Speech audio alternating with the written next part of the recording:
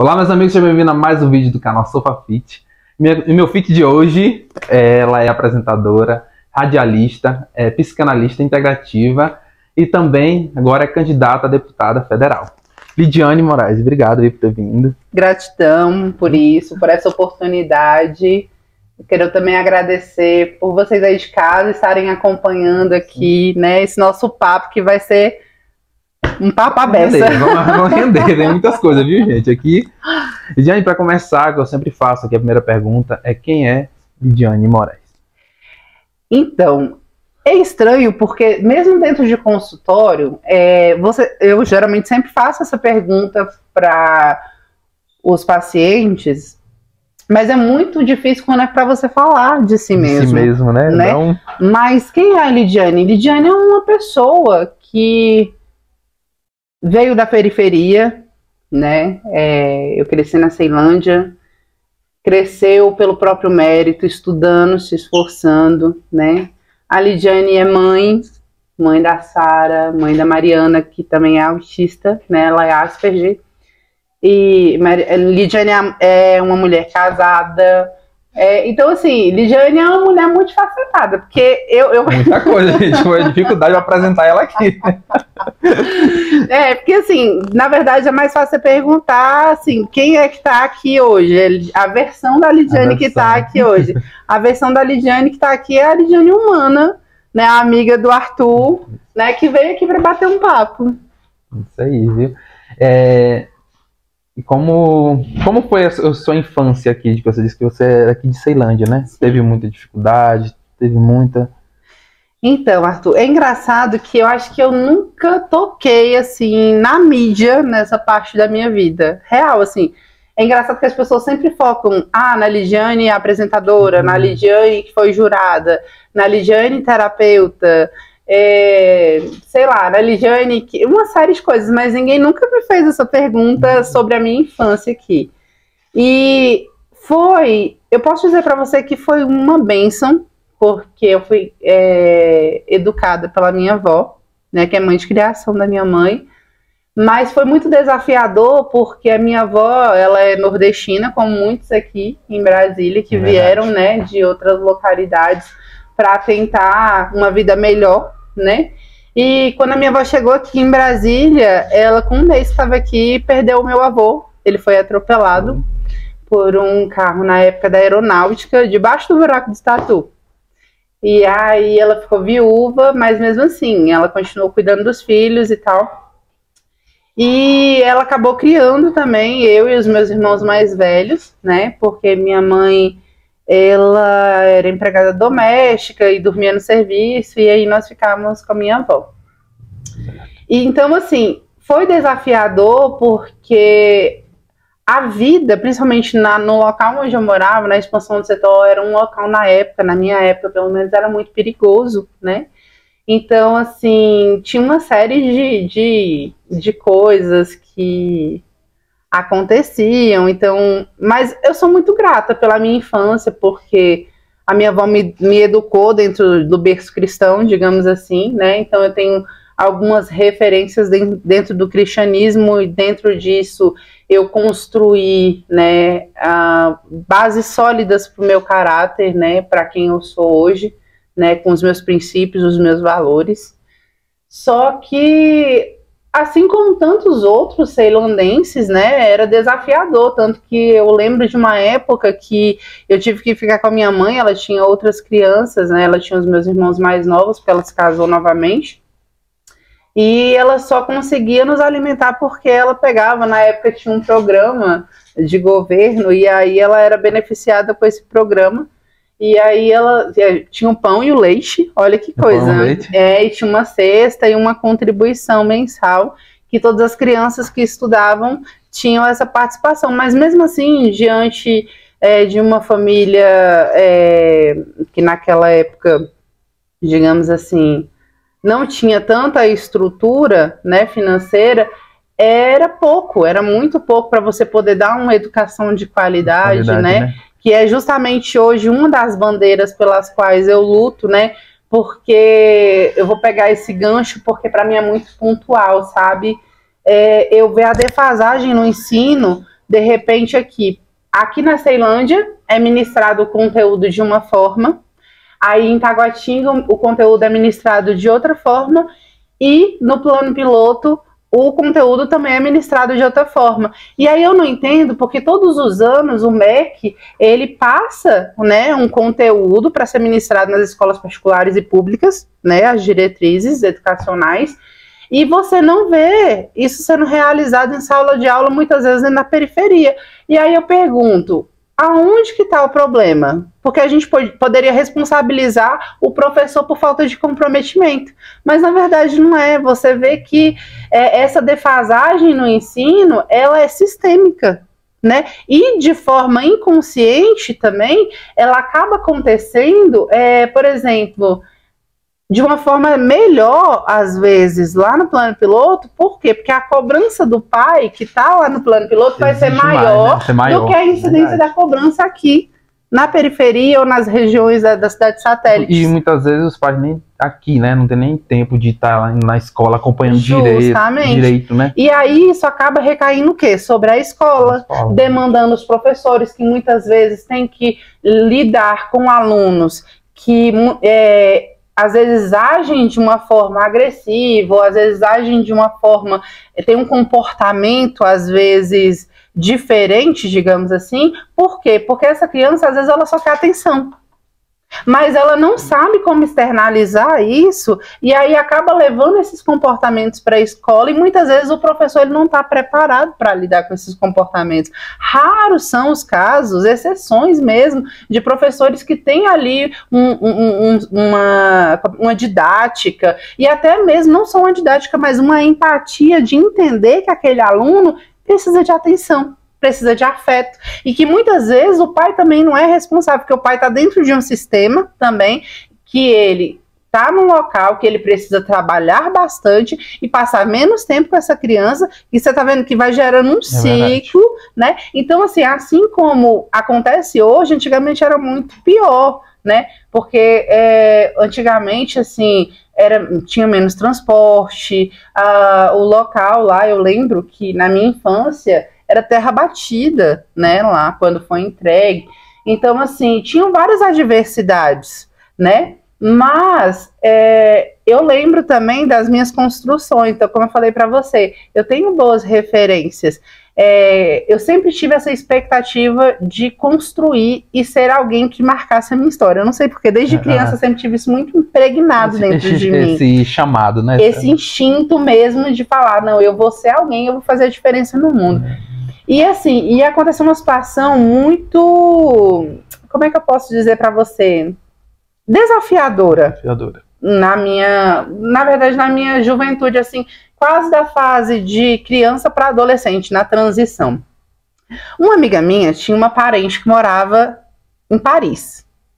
E aí essa mulher veio pro Brasil e viu essa menina e falou, eu vou levar ela para ser modelo lá. Ok. E eu era muito amiga dela. E aí, um belo dia, quando ela estava indo embora, ela virou para mim e falou assim, ela veio se despedir de mim. E ela falou para mim bem assim, olha, amiga, eu tô indo embora e tal, não esquece de mim não, mas, você não vai fazer igual sua mãe não, viu? Não quero voltar daqui uns anos e ver você cheia de filho e solteira, e mãe solteira, não.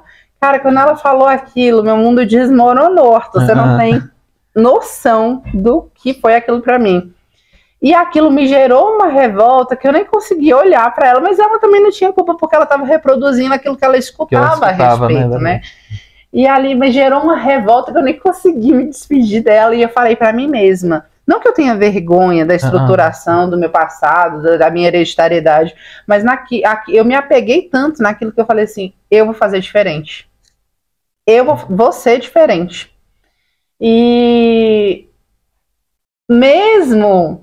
Como é que eu posso dizer? Mesmo pensando assim, eu passei por alguns eventos na minha infância nos quais eu foram bem pontuais, que marcaram mesmo, assim. Por exemplo, eu sofri abusos, né, por pessoas próximas, de confiança, assim, de frequentar a casa, né? Não no sentido literal, porque às vezes as pessoas elas pensam que abuso é só o abuso sexual, né? Tem o abuso sexual, psicológico, tem o abuso emocional, né? Tem o abuso físico propriamente dito, que também é a violência doméstica, né, que é considerado hoje em dia, e também quando a criança, né, ela é tocada de uma forma indevida, também é abuso, né? Então, assim, eu nunca cheguei a ser molestada no sentido literal sexual, né? Mas eu fui tocada por pessoas e, assim, e depois de uma fase da minha vida, eu fiquei muito assexuada, digamos assim, sabe? Aliás, muito sexuada. E eu não entendia por quê. E, assim, eu acabei até mesmo casando cedo, né? Eu me casei aos 14 anos, é uma loucura. 14 anos. Casei com 14 anos. Mas estou até hoje com o mesmo marido, graças a Deus. Ali de bastidores, viu?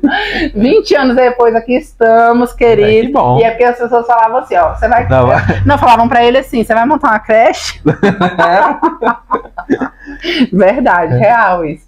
Então, assim, eu acho que, na verdade, Deus e a espiritualidade, eles criam caminhos na vida das pessoas.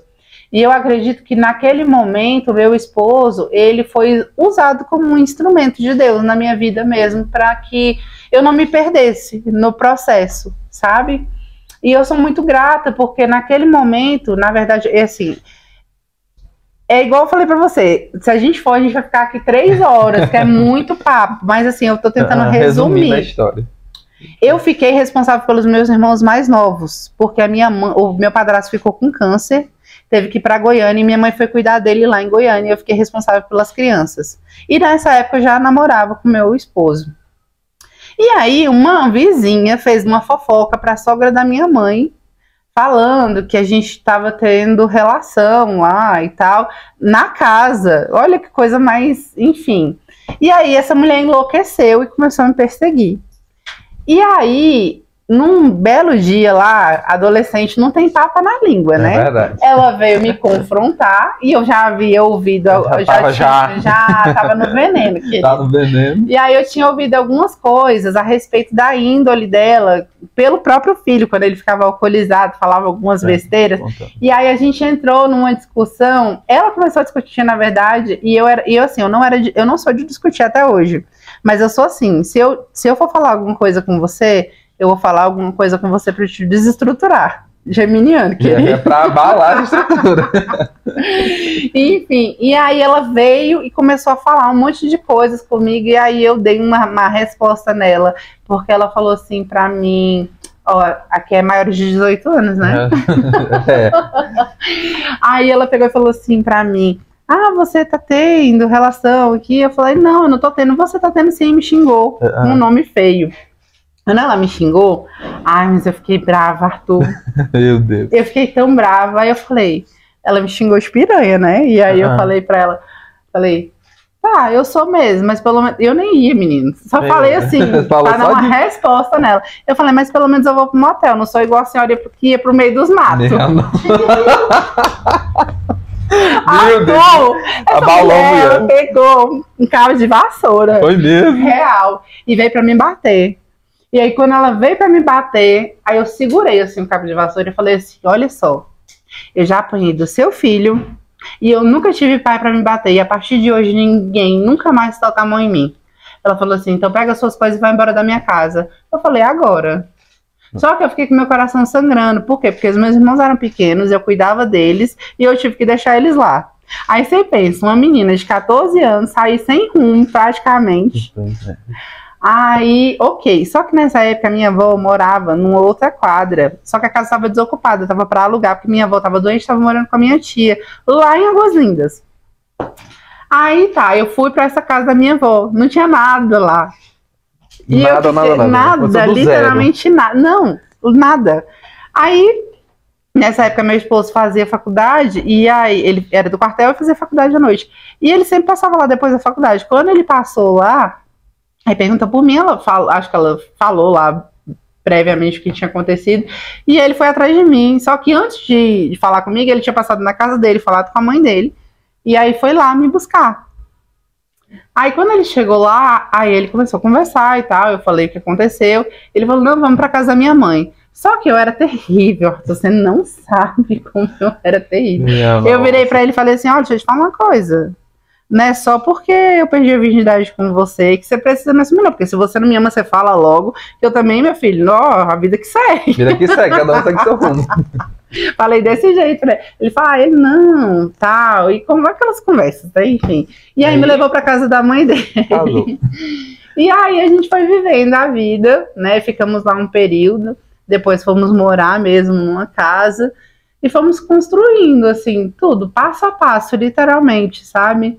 Então, assim, eu tive uma infância que eu não falo difícil, mas eu falo que foi bem desafiadora, assim, sabe? Mas que te trouxe uma base muito boa. Muito, e assim, uma superação mesmo, porque eu até estava conversando hoje com a menina que trabalha para mim no marketing, né? Aí ela tava quase chorando quando eu tava conversando com as coisas com ela, e eu falei para ela, deixa eu te falar uma coisa, não chora não, fica feliz, porque eu não sou mais um número, sabe? Eu não sou mais um número na estatística, pelo contrário. Sabe? E é por isso que hoje eu luto, independente de política. Hoje eu luto para que outras meninas que estejam assistindo aqui pensem que elas não são mais um número, que elas podem ser o que elas quiserem ser, que elas podem realizar os sonhos delas, que elas podem conquistar tudo aquilo, independente da dificuldade que elas passem.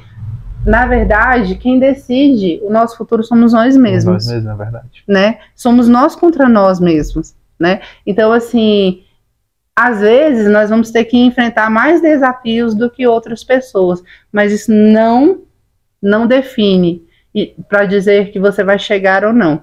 Só que a gente tem que entender que cada pessoa tem o seu ritmo, e às vezes a gente quer ultrapassar o nosso limite e acaba se cansando no meio do caminho. E tá tudo bem se cansar, só que a gente tem que entender que às vezes você tem que diminuir o ritmo, às vezes você tem que acelerar o ritmo, só que a gente tem que perceber qual é o momento que a gente está vivenciando, entende? Porque isso vai definir se você vai ter sucesso ou não naquilo que você está determinando para a sua vida.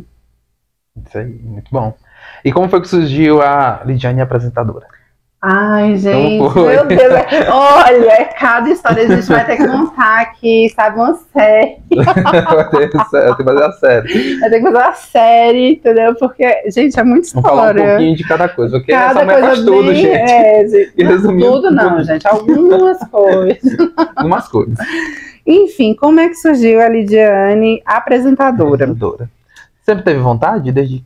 Então, esse sonho. Sabe o que é interessante? É que quando eu era criança, eu assistia os programas de televisão e eu ficava parecendo uma doida. Eu pegava os cabos de vassoura na casa da minha avó e ficava cantando. Aí eu fingia que era uma atriz e ficava beijando o espelho.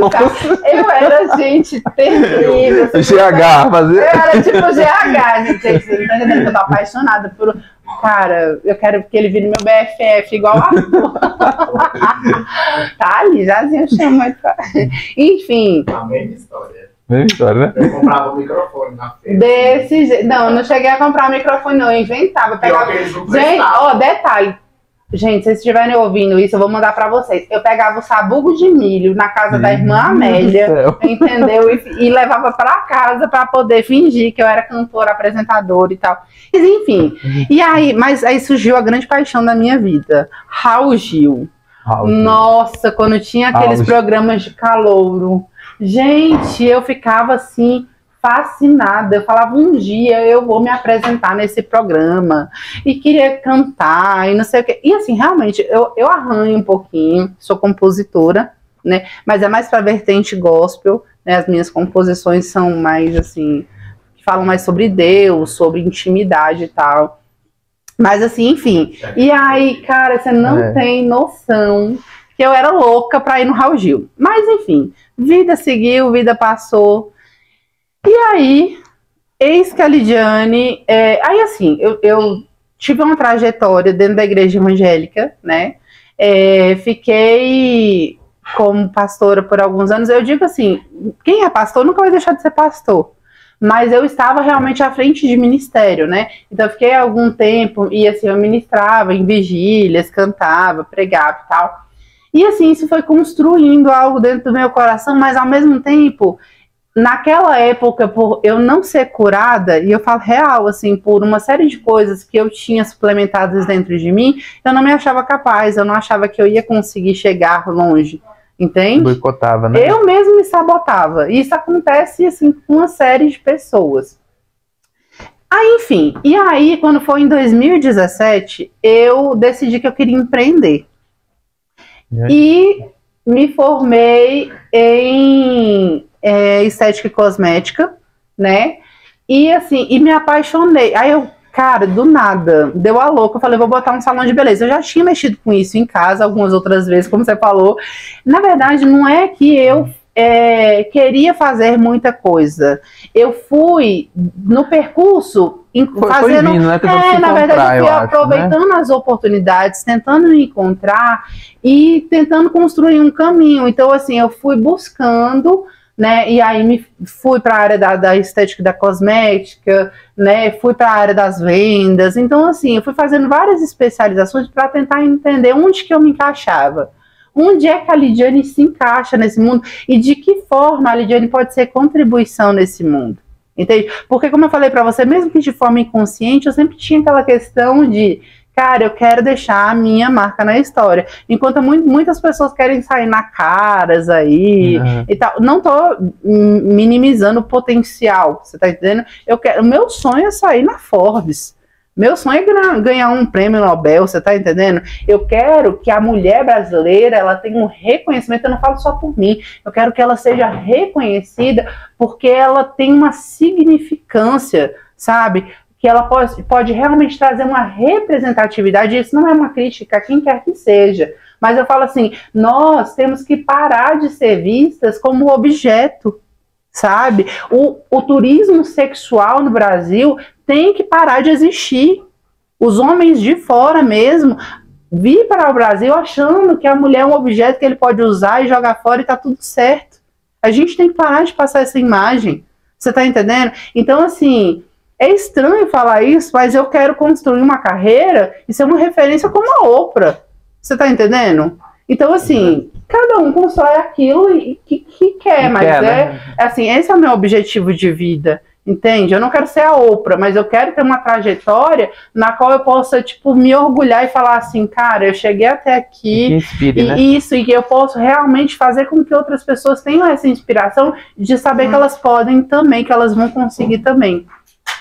Enfim, e aí recapitulando, porque agora o TDAH baixou aqui e eu me perdi do assunto, entendeu? Enfim, voltando para essa questão de ser apresentadora. Aí em 2017 eu tinha um salão de beleza no Conjunto Nacional, né? O qual também a ousada chegou e comprou com R$0 no bolso. Nossa. Pela fé, diante de Deus. Eu recebi uma profecia de uma amiga, de uma pessoa que orava por mim. E aí aconteceu a situação mais inusitada do mundo. Ela falou assim, olha, eu vejo você com um salão de beleza no centro de Brasília.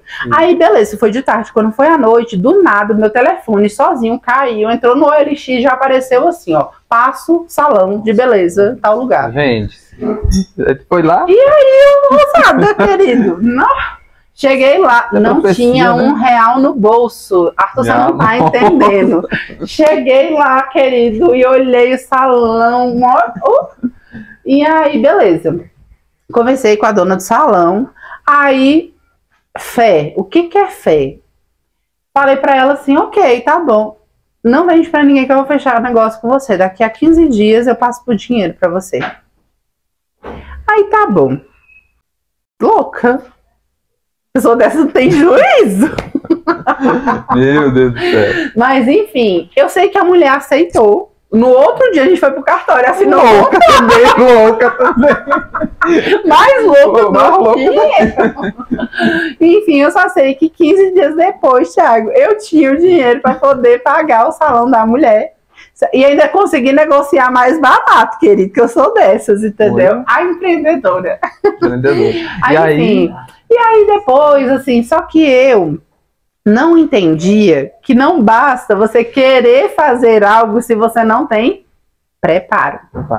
Porque assim, ok, tinha um curso, mas o que acontece? Tem várias outras coisas dentro desse contexto de empreendedorismo que você precisa saber para empreender. Então, pelo amor de Deus, se você quer empreender, querido, vai no Sebrae, tem vários cursos gratuitos. Ó, Sebrae, estão fazendo propaganda de vocês. E ó, no último vídeo também teve Sebrae por aqui. Pois é, tá vendo? Só patrocina, querido. Canal, pelo amor de Deus. Enfim, então, mas é sério, se capacita, porque assim, tudo na vida tem consequências.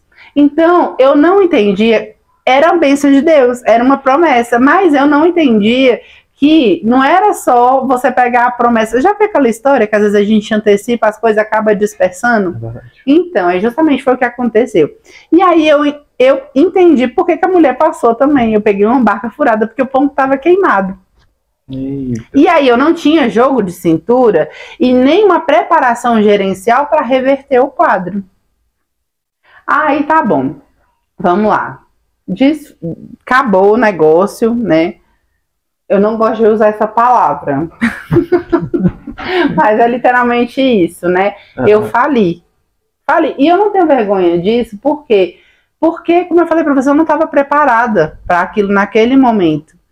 E eu acredito que quando a gente reconhece os nossos erros, a gente está começando a entrar no caminho para a gente poder acertar. Né? Enfim, aí beleza. Só que aí eu fiquei naquela gana de querer fazer o negócio acontecer. Fui lá e comprei uma clínica de estética. Louca. Meu Deus, já tinha saído da sala. Saí de uma furada para entrar em outra. Porque, assim, era uma vertente totalmente diferente. Apesar de ambas serem da estética, mas são totalmente diverge muito essa questão da estética corporal para a estética de cabelo, essas coisas assim, enfim.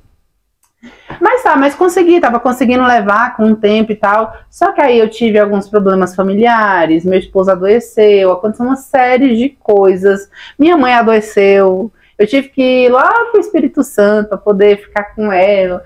Aí eu falei, sabe quando você entra num estado de depressão, só que você não percebe que você tá em depressão? E aí eu entrei na bendita da depressão. Arthur, não desejo pra ninguém. Aí me desfiz da clínica, mas aí eu mesmo me desfiz, eu quis me desfazer da clínica. E assim, fiquei sem perspectiva, sabe?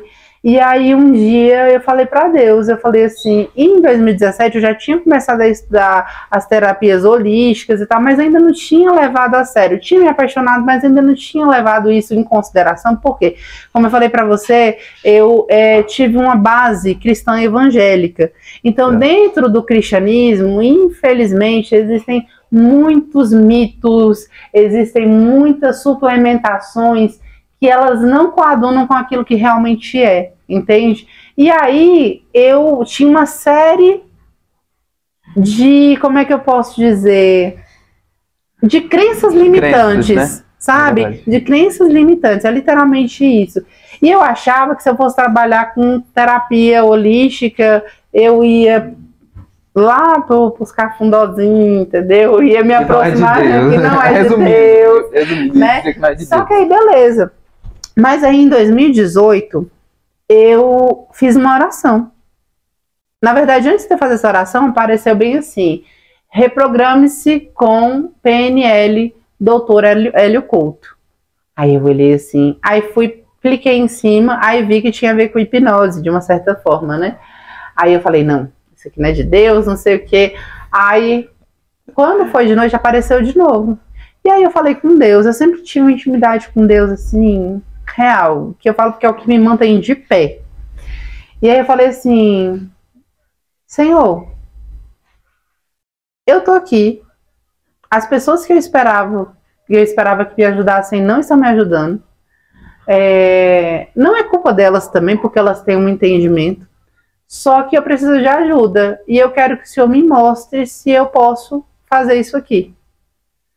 Cara, foi automático, real. Eu abri o Instagram, não tinha nada a ver com o YouTube, abri o Instagram.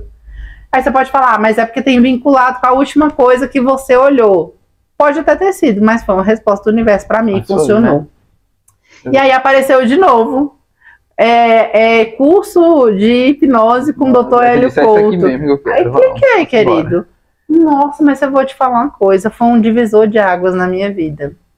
Só que ao mesmo tempo foi um divisor de águas. Só que começou a impactar o meu meio também, porque quando você começa a se transformar, às vezes você não entende que as outras pessoas não estão entendendo o seu processo de transformação e você também não consegue entender as outras pessoas por quê. Então, e aí o que acontece? Fiz esse processo de programação, aí resgatei aquela questão das terapias holísticas, aí fui fazer psicanálise, aí fui me apaixonando e uma coisa foi puxando a outra. Aí, ok. Quando eu comecei a querer atuar, vem a pandemia. Arthur, você não tem noção, assim, eu fiquei tipo, meu Deus, e agora? O que eu vou fazer? Quando eu realmente saio do casulo, saio da caixinha, tomo uma decisão, o mundo vai acabar. Pronto. Meu Deus. E aí, você não sabe o que aconteceu. Em 2017, quando eu tinha salão, eu conheci a Giza Masser, que hoje é minha amiga. E ela era muito inteirada com a questão da mídia, fez um filme e tal, e ela já tinha me chamado para atuar em peças e essas coisas assim, mas aí eu nunca tinha levado em consideração, né? E, inclusive em 2017 também, eu recebi a oportunidade, olha, você vê como é que é as coisas, um irmão orou por mim e falou que eu ia aparecer na mídia, aí a equipe da Bruni, você na época, que era a deputada Bruni, que tinha um programa aqui em Brasília, entrou em contato com o salão para ver se a gente podia produzir uma mãezinha do Dia das Mães, né, no meu salão. E aí, assim, e foi muito legal porque, assim, a gente pôde realmente fazer um processo de reestruturação dessa mulher, da autoestima dela, sabe? E aí você vê como o universo já estava corroborando para que as coisas tomassem esse caminho, né? Aí tá bom. Aí quando foi em 2020, Giza me liga, fala assim, Lídia, olha só, eu tô vindo para um programa aqui no SBT Interior, e aí eu queria saber se você não quer vir. Aí eu falei, não, deixa eu te falar, agora eu tô muito focada na profissão, não sei o que, tô estudando, etc. Aí ela falou, não, beleza, mas depois se você quiser você me liga. Eu falei, mas tem uma colega minha e tal, indiquei uma colega minha. Perfeito. Aí surgiu a oportunidade dessa colega que eu indiquei precisar de um processo de reprogramação, porque ela tinha um pouco de receio de estar no palco e contracenar. Aí eu fui e comecei a fazer alguns processos com ela. E aí, nesse meio tempo, a Giza e o falecido de Carlos, que Deus o tenha, que também era, né, companheiro dela, saíram do programa, né? E aí essa colega veio ser apresentadora junto com a Priscila Nunes. Beijo, Priscila. Maravilhosa ela. Priscila também tem uma história de vida incrível. E aí, ok. Aí eu fui para fazer coach com ela e tal. Só que aí eu não, como é que eu posso dizer? As coisas começaram a tomar um outro norte, e aí eu falei pra ela, olha, não tá legal pra mim, porque eu sou assim, se não tiver legal pra mim, entendeu? E se também não tiver legal pra você, entendeu? Cada um segue sua vida. Enfim, aí ok, mas ficou tudo bem. E aí ela falou, aí tá, logo depois ela foi e falou assim, não, então vem pra cá pra você ser jurado, porque a gente vai ficar desfalcado e tal. Aí eu fui e recebi a oportunidade de ir como jurada, por quê? Porque eu já tinha feito o curso de análise comportamental e já estava trabalhando nessa área também como terapeuta. Aí tá bom. Peguei, fiquei, recebi a oportunidade e começou a ganhar uma proporção tão bacana, porque assim, nessa época a Bibi Perigosa estava com a gente lá no programa, né? Patrick também, aquele, você sabe, né? Aquele lá do, acho que era o Ídolos. Aquele, o Patrick, que imita a Ivete Sangalo e tal. Então, enfim. Então, assim, eu fui conhecendo várias pessoas lá, fazendo um network. Só que aí, houve uma divergência novamente com essa mesma pessoa e ela não ficou muito satisfeita com o espaço que eu estava tomando como uma simples jurada. Enfim. E aí eu sou assim, eu sou daquele tipo que os incomodados que se mudem. Eu sou dessa forma. Então eu não estava satisfeita com a situação e eu sou assim, eu não discuto. Eu não fico, você tá errado, eu tô certa. Não, tirei meu cavalinho e eu piquei a mula. Aí o que aconteceu? Quando Quando foi, uma semana depois, eu já tinha decidido que eu não ia mais pro SBT. Aí o Ricardo Moisés, que era o diretor do programa na época, falou assim: Lid, deixa eu te falar, eu vou montar o meu programa na Band e eu quero você e o Léo comigo. Aí eu falei: Ricardo, não tô mais afim, eu não gostei desse negócio de mídia, as pessoas são muito traiçoeiras e lá. Aí ele falou: não, vem pra cá, vai ser diferente. Vamos fazer o seguinte, você grava um mês, se você não gostar, eu não insisto. Aí beleza. Aí a gente foi, gravou o primeiro mês. Gente, vocês não têm noção. Primeiro mês eu gravo com quem? Com quem? Rinaldo. Cara, você não tem noção, assim, tipo, ele sentou do meu lado, eu fiquei anestesiada. Porque passou aquele filmezinho na minha cabeça, eu lá criança, o Rinaldo se apresentando no programa lá do Raul Gil. Você com a vassoura lá. Eu com a vassoura lá e tal. Eu era a Liriel do Rinaldo, querido. Tá pensando o quê? Enfim, aí beleza. E aí eu gostei, foi uma coisa muito leve, sabe? Aí no outro mês, quem grava comigo? Liriel. E eu quase morri, né? Só que aí foi muito interessante, como eu falei pra você, eu sou muito espiritualista, assim, sabe? Eu tenho muita sensibilidade. Foi incrível, ela tava sentada do meu lado, e aí uma voz falou comigo dessa forma: olha, gente, eu não sou esquizofrênica, só pra constar. Uma voz divina. Aí tá, voz divina. Divina. Inclusive, Augusto Belo, ó, eu tô te promovendo de graça, voz divina, gente, ó, vai lá, tarólogo maravilhoso, vocês vão super amar. Real, assim, ele é muito pontual nas previsões dele, ó, voz divina, gente, pode seguir, que vocês não vão se arrepender. Enfim, aí, ok, tô lá, querido, aí eu escutei aquela voz falando comigo e assim: você lembra que você queria ser caloura no programa do Raul Gil? Mas os meus planos são diferentes dos seus. E hoje você tá aqui do lado dela de igual para igual. Jurada. Gente, você não tem noção. A lágrima desceu, eu não consegui me conter. A lágrima desceu, foi automático assim. E eu falei: louvado seja Deus, porque assim, só Deus para fazer essas coisas, né? Uma palavra de Deus fala, ele pega o pobre do monturo e o necessitado e faz ele assentar na mesa com príncipes, né? E eu falo, hoje eu vivo essa promessa de Deus sobre a minha vida, né? Porque não só eu falo na questão do âmbito governamental, na TV, mas assim, hoje em dia mesmo, às vezes esses dias eu tive um encontro com a Biada, algum tempo atrás, eu sou super fã dela, assim, porque eu acho ela uma pessoa muito espontânea, ela é muito verdadeira, sabe, assim, eu não consigo enxergar falsidade na Adélia, sabe? Biada, queremos você aqui. Meu amor, tô com saudade de você. Enfim, e aí, sabe, eu tive um encontro com ela, e pra mim foi tão pontual, foi com o Gabriel. Falei: Gabriel, eu quero te conhecer, cara. Tipo, tô apaixonada por você. E eu sou uma pessoa que, tipo, real, assim. Mas eu sou tímido. Não, mas eu vou tratar a timidez deles. Ó, e é sério, tô me comprometendo com vocês. Vou tratar a timidez de Gabriel e depois a gente vai postar o resultado pra vocês, que eu sou dessas, querido. Mas, enfim. Então, assim, e eu sou assim, quando eu me apaixono por uma pessoa, eu me apaixono de verdade, eu me dou. E às vezes Leandro, ele briga muito comigo, ele fala assim: você se doa demais pelas pessoas e quebra a cara. Aí eu falo: mas não tem problema, porque eu fui verdadeira no meu processo. Pessoas, ela ajudar o que elas têm. Penso dessa forma, de verdade. Mas enfim, e aí tive essa oportunidade. Aí olha só, como eu falei pra você, aí fiz alguns processos como terapeuta pra Bibi Perigosa, também, que é maravilhosa. Ela é a espontaneidade em pessoa. Real, assim, sabe? Eu tinha uma ideia totalmente diferente dela. Mas quando eu tive a oportunidade de conhecê-la, assim, né?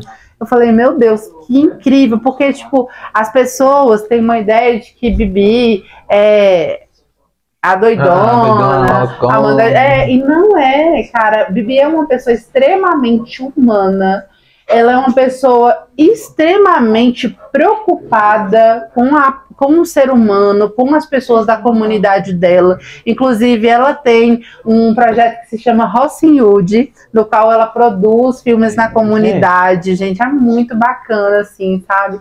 E, então, assim, nesse período eu pude fazer muitos amigos, e aí surgiu a questão da Lidiane, apresentadora. Por quê? Porque eu construí esse portfólio no SBT, na Band, aí depois a Priscila me chamou de novo para o SBT para ser terapeuta de um quadro que ela tinha lá, Transformados para Transformar, no qual a gente visa resgatar a autoestima de mulheres que são vítimas de violência doméstica, de abuso sexual, né? E isso tudo em questão de quanto tempo? Tipo, 2020 e 2021. 2020 Ah, virou, e o início de 2022, tipo, real. Sabe quando a roda da fortuna girou? A roda da vida, gente, gira de verdade, porque eu falar a minha girou. Mas assim, enfim. E aí, o que aconteceu? Aí agora em 2020, surgiu a oportunidade de eu ir para um podcast aqui em Brasília. Porque eu já tinha esse portfólio construído, né? E aí surgiu a oportunidade, uma grande amiga minha, Sandra Jéssica, maravilhosa, por sinal, gosto muito dela, Marcinha também, beijo meninas, me chamaram para compor um podcast, só que aí, no mesmo período que veio o podcast, surgiu a questão da política. Pois é. Cara, você não tem noção, tipo, outra virada, tipo, outra virada, né? Uma coisa totalmente... Tempo, né? Não, e assim, porque eu sempre tive projetos para poder implementar, só que na minha cabeça eu achava que eu tinha que ter uma estruturação para poder implementar esses projetos. Hoje eu sei que não, hoje eu sei que não depende, porque assim, a gente fica muito focado nessa questão, onde eu vou conseguir aporte financeiro para poder colocar, porque hoje você, infelizmente, a gente depender de verbas, né, governamentais, existe uma burocracia, e assim, é uma crítica mesmo que eu estou fazendo agora, que muitas vezes o dinheiro público ele é aplicado em questões que são desnecessárias, entende? Enquanto o pobre está morrendo na fila do SUS, enquanto o pobre está morrendo na fila do CRAS. Nós tivemos um caso agora, recentemente em Brasília, que uma senhora morreu porque ela estava 8 dias na fila do CRAS. Enquanto, infelizmente, o nosso governador,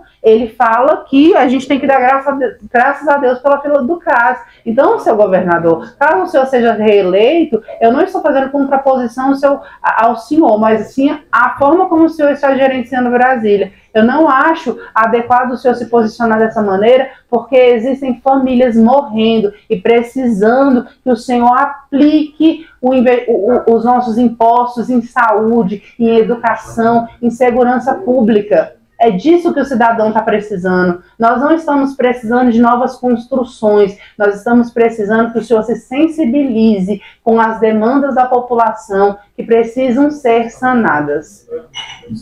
Desculpa, mas eu tinha que fazer esse desabafo, porque, sabe, eu cheguei ontem, uma pessoa falou para mim que foi na UPA e não tinha receituário para o médico passar a prescrição. Isso é um absurdo. Esses dias a gente recebeu uma denúncia de que não tinha dipirona no hospital. Como não tem dipirona no hospital? É um remédio assim tão... Entendeu? Então, assim, enfim, fora outros escândalos com vacina e etc. Isso que motivou você a ter esse olhar para a política, querer entrar nisso? Vamos lá, tudo começou porque eu estava apoiando um candidato. E eu não sou um tipo de pessoa que levanta bandeiras. Assim, eu não falo, eu defino bandeira A, eu defino a inclusão. No sentido de quê? Porque, como eu falei para você, apesar de não parecer, eu sou deficiente visual.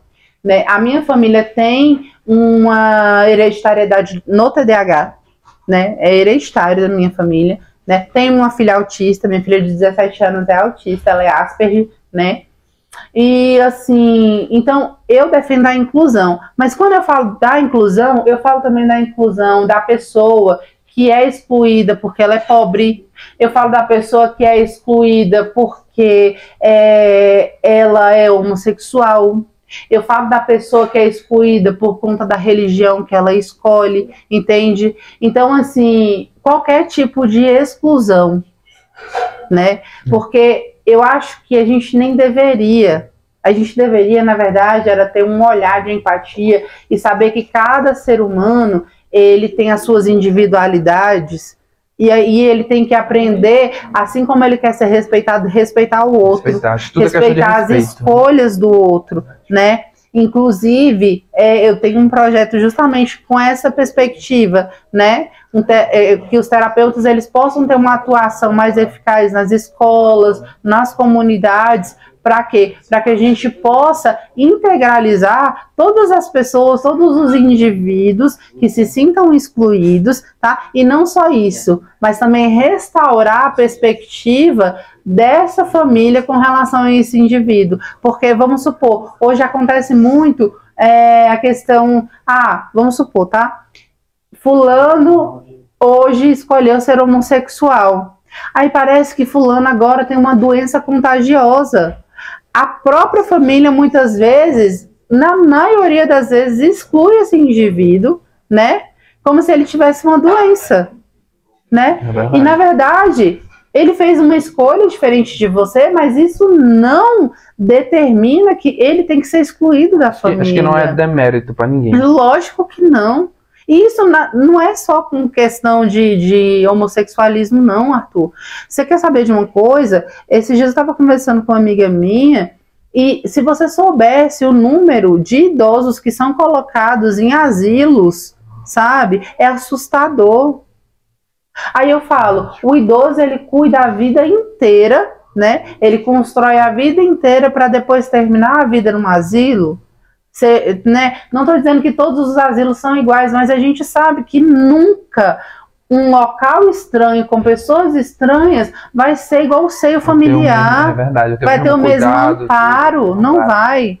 Se bem que assim, né, às vezes é até melhor você terceirizar mesmo do que maltratar, porque a gente vê muitos casos de maltrato com os idosos também, né? Mas assim, a questão da inclusão é justamente isso, é ter esse olhar para as pessoas que estão em estado de exclusão, né? O deficiente, o idoso, o homossexual, independente, né, de qual categoria que ele se encaixe, né? Então, assim, em qualquer pessoa.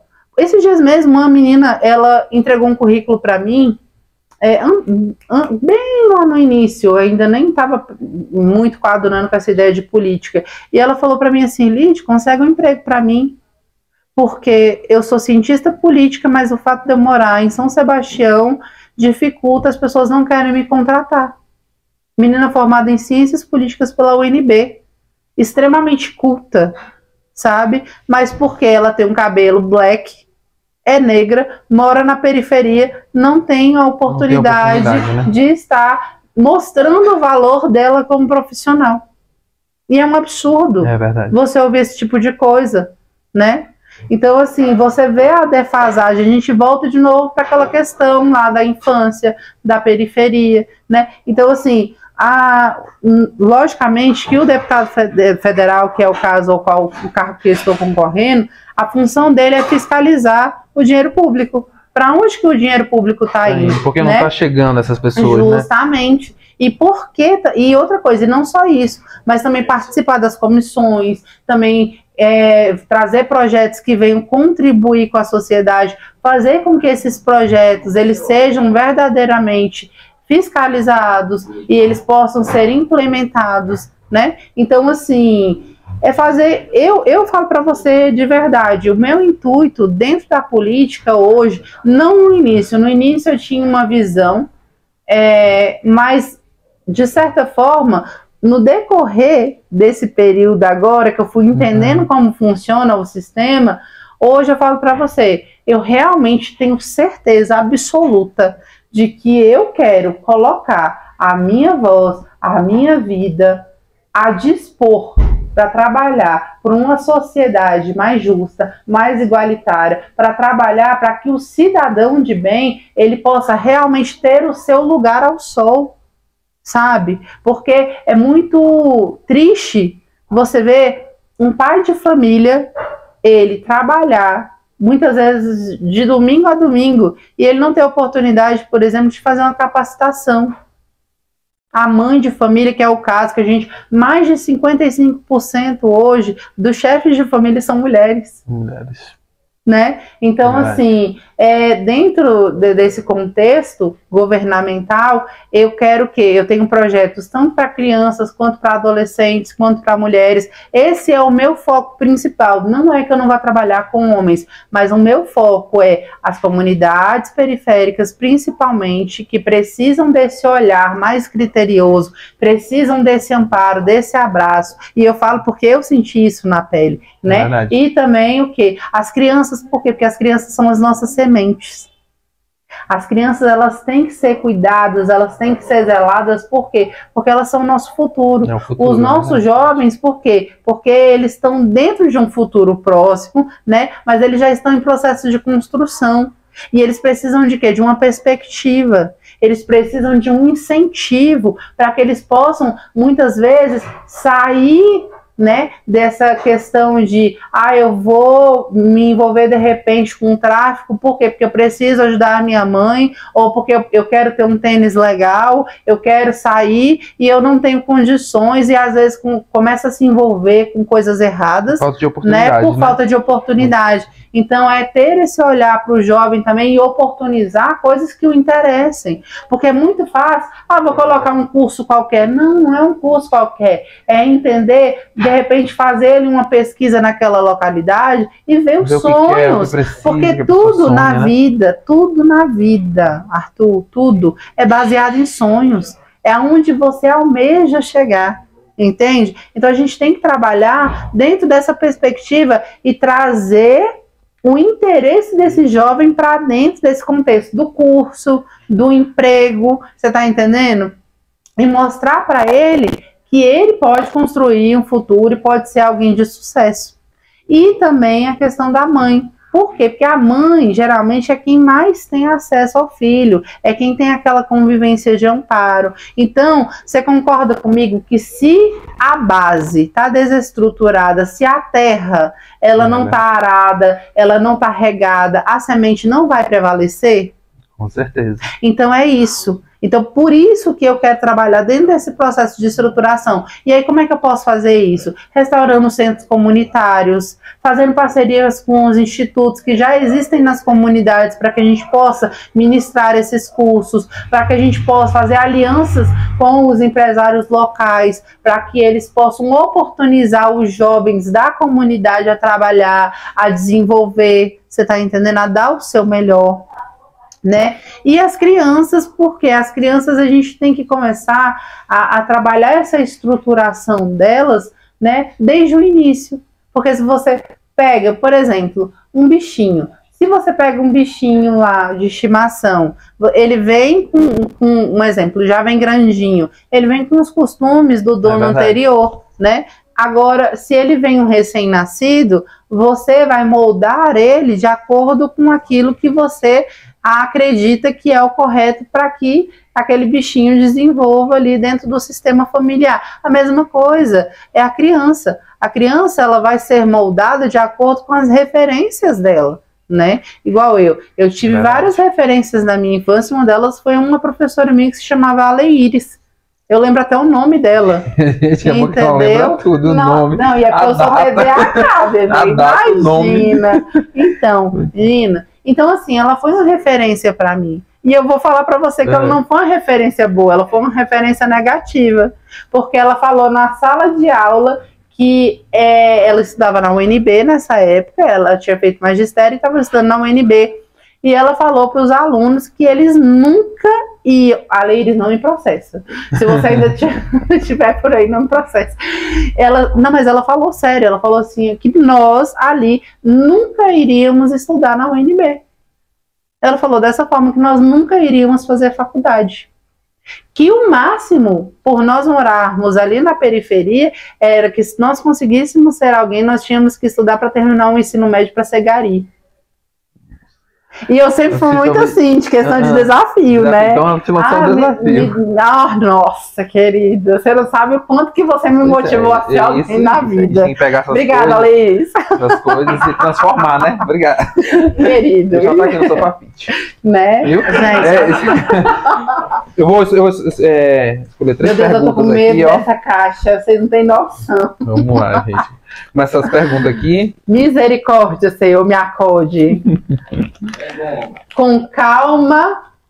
Falar igual a minha amiga Thaís Caiafa, gente. Primeira pergunta, gente. Ai, meu Deus. Calma e elegância Qual a sua agora. visão sobre as áreas sensíveis de de fundamental importância como a saúde, educação e infraestrutura?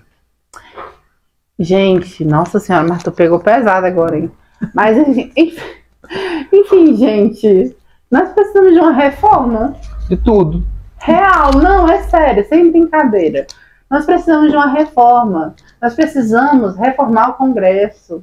Nós precisamos reformar a política. Nós precisamos reformar as nossas leis, sabe? A ponto de que eu não sou a favor da pena de morte. Não sou.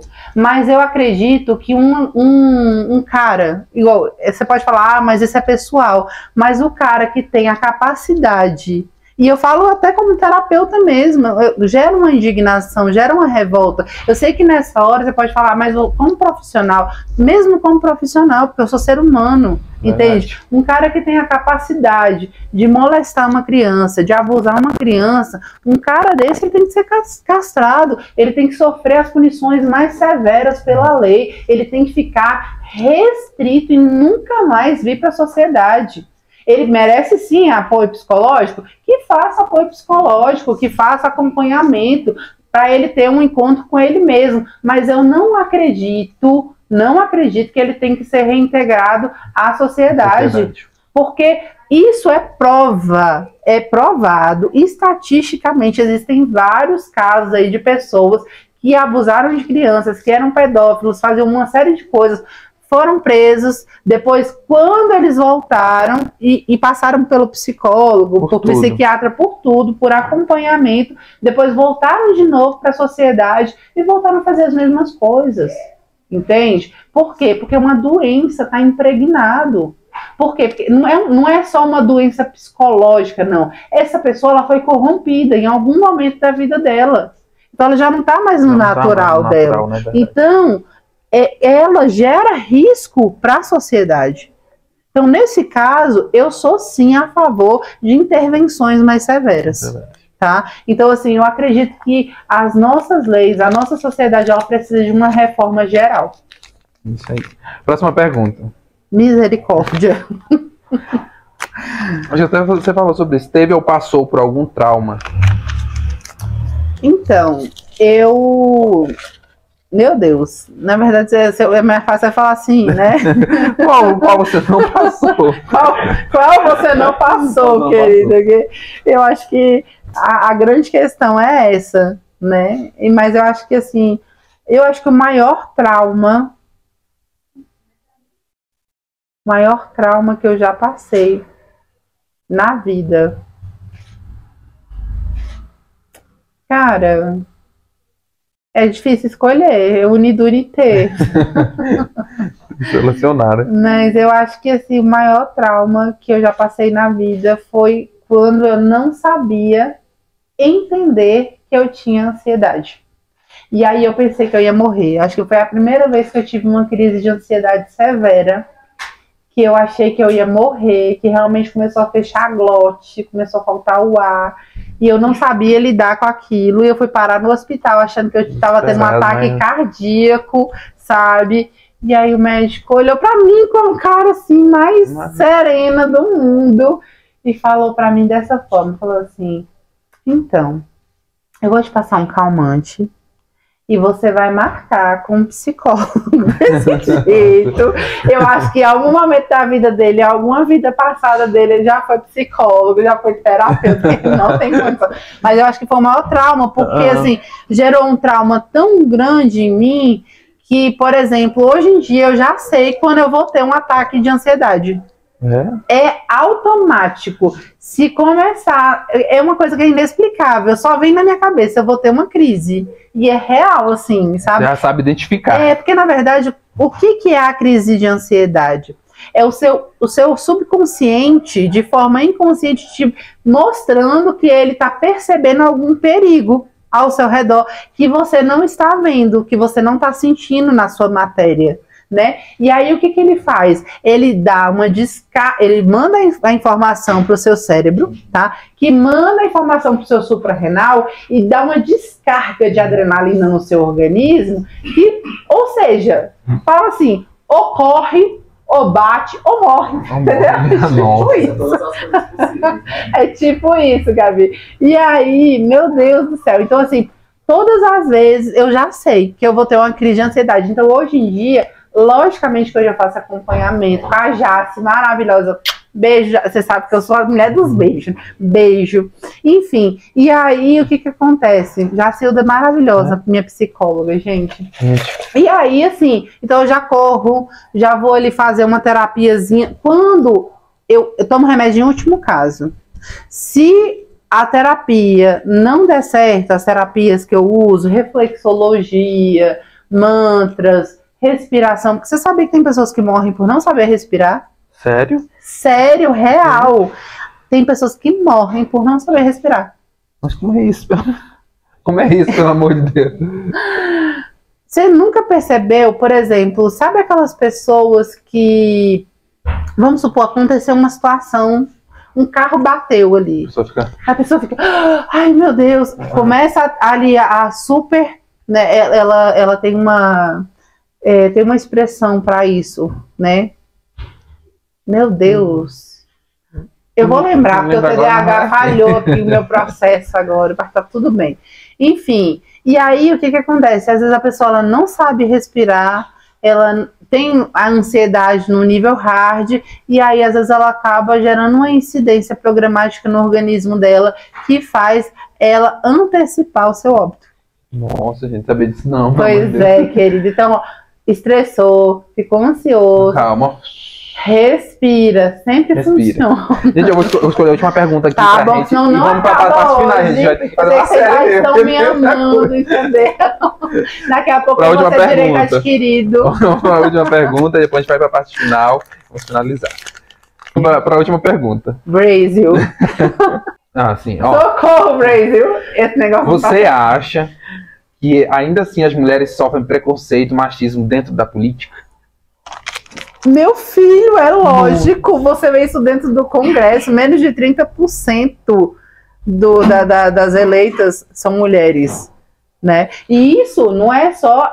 Mas, assim, você acha que é porque as mulheres, tipo assim, se dedicam menos à política ou pelo contrário, não buscam... Pelo contrário, as mulheres, elas são muito... Porque, por exemplo, na verdade, a mulher, quando ela se dedica a fazer algo, ela faz pra ser bem... É igual aquela história, quando ela vem dizer pra você que você traiu, ela já tem a gravação, a foto, já virou FBI, querido. Então, assim, mas falando sério agora. Então, assim, mas é verdade, querido, com certeza.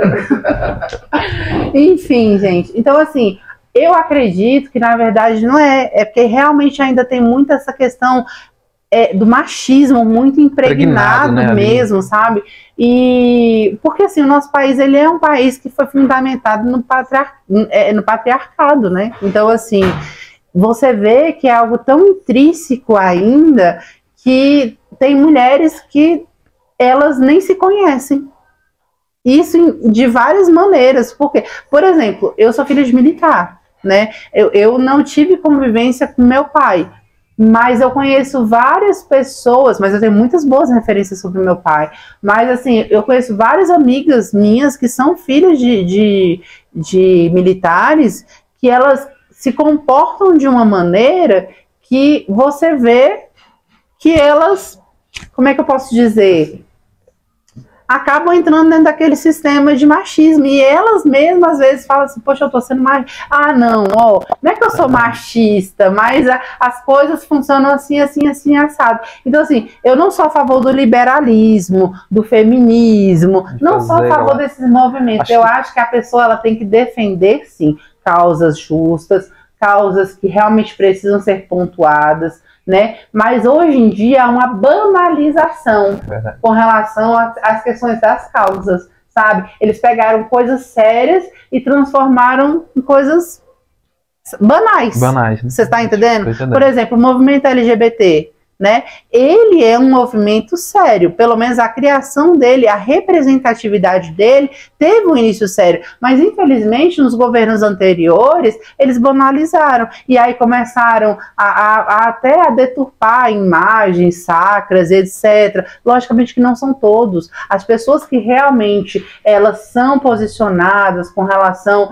a lutar pelos direitos do movimento LGBTQIA+, para ter mais dignidade, mais qualidade de vida, é pontual. Assim como também as pessoas que falam sobre a questão de mais mulheres na política, é pontual. Eu só não gosto da banalização, você está entendendo? Mas eu sou daquele tipo que eu acho que a mulher ela está conquistando o espaço dela.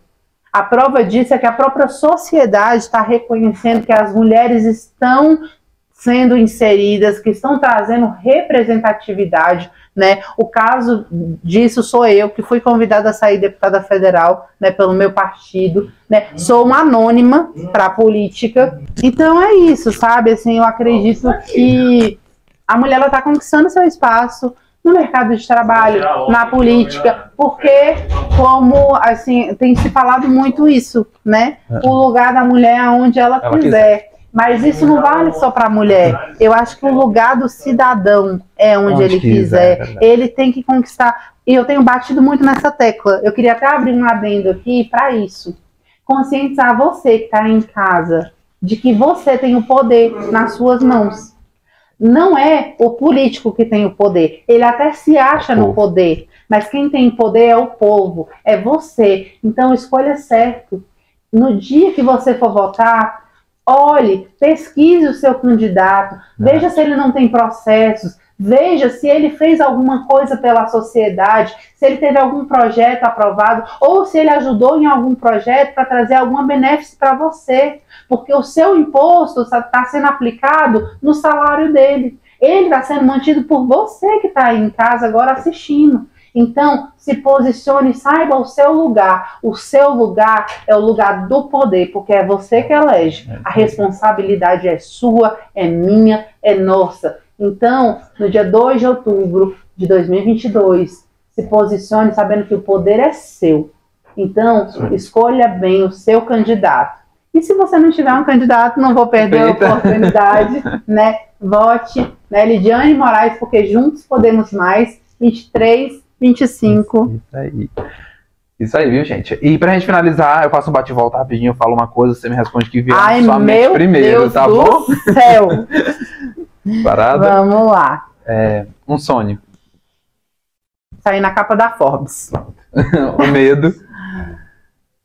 Deixar as minhas filhas desamparadas. O que eu nunca faria, o que você nunca faria? Eu nunca roubaria. Uma qualidade. Sonhadora. Um defeito. É sempre difícil falar de defeitos, né? Mas eu acho que o meu maior defeito real, assim, é criar expectativa demais em relação às pessoas. Certo. Obrigado, viu, por ter vindo. Eu que agradeço muito, viu? Agradeço também o pessoal de casa. Gente, curte, comenta, compartilha, se inscreva no canal, viu? Aqui tem história, gente. Tá mais de fazer uma cena, vai ter que voltar, de novo. Essa mulher escritora, é tudo, viu? Deixa um recado pra galera aqui. Então, eu assim, pontuei essa questão da política, mas eu gostaria muito, muito, muito mesmo de deixar para vocês de casa a seguinte mensagem: nunca deixe de sonhar, nunca deixe de acreditar que você é capaz de construir qualquer processo, porque você é do tamanho dos seus sonhos. E se por algum motivo ou porventura você deixou de acreditar, você deixou de sonhar, você, sabe, se perdeu pelo caminho, saiba que ainda há esperança e existe um Criador que ama você, tá? Que ele é capaz de mover céus e terra para poder realizar tudo aquilo que você sonha, tudo aquilo que você acredita. E se eu conseguir, você também consegue. Pode ter certeza disso. Isso aí, viu? Obrigado e até o próximo vídeo. Tchau, tchau. Tchau.